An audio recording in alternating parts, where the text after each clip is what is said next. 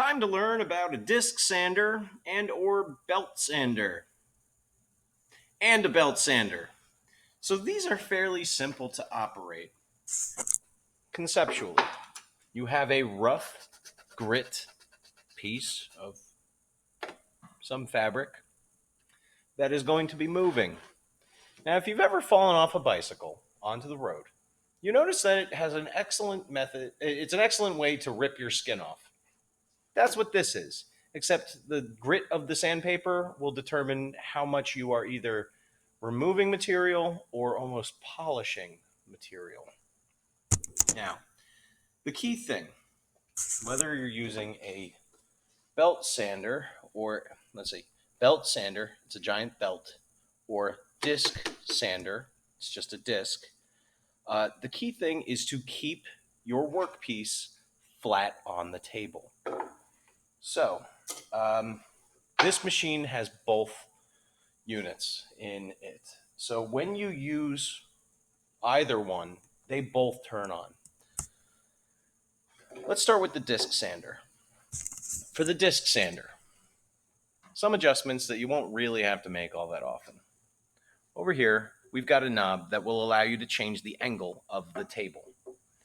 This would be if you have a certain angle that you need to sand.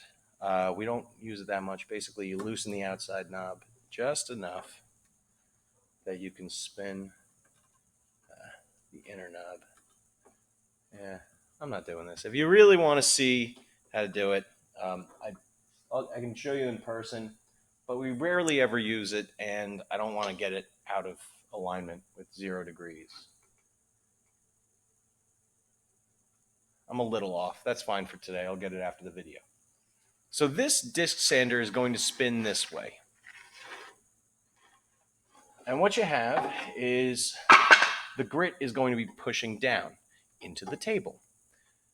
One key safety thing: keep the workpiece to the left of the center of this disc. If this is going down, that means this side's going up. And if I'm pushing a piece of wood into it, it's going to push it up. And that could either blow dust in your face or push the workpiece back in your direction. And maybe you slip, and maybe you sand your fingertips a little bit. Not fun, trust me. So, to sand,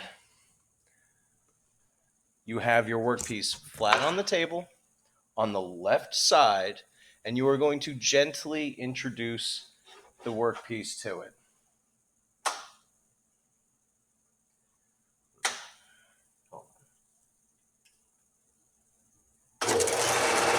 So now it's spinning. I'm going to hold it down the table on the left side.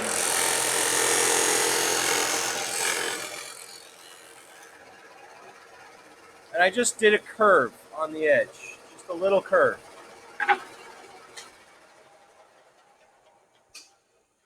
To make a curve, you need to rotate your plank 90 degrees, because really, a circle is just a bunch of tangent lines. If you just have an infinite amount of straight lines along a curve, so it's a bunch of straight lines, tiny bit angled each time to make a curve.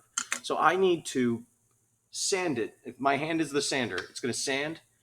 Okay, sand, sand, sand, sand, sand, sand, sand, sand, sand, sand, and then I will have a smooth curve. I'm going to do that now.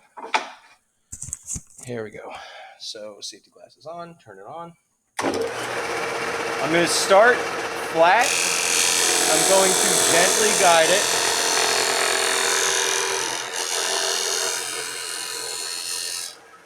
All the way. I did a terrible job.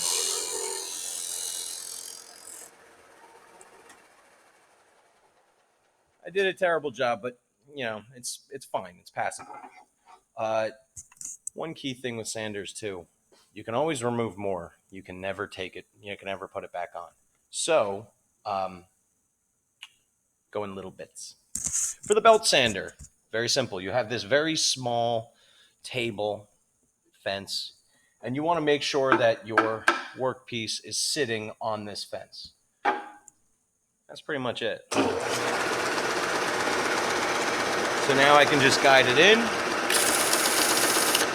And in fact, I can do the entire face of a plank. Very carefully. I start with the bottom, make my way up.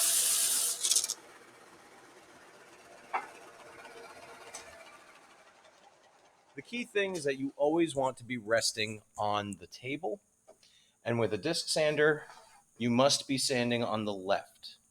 Go to the right, dust in the face, and it could knock it back into you.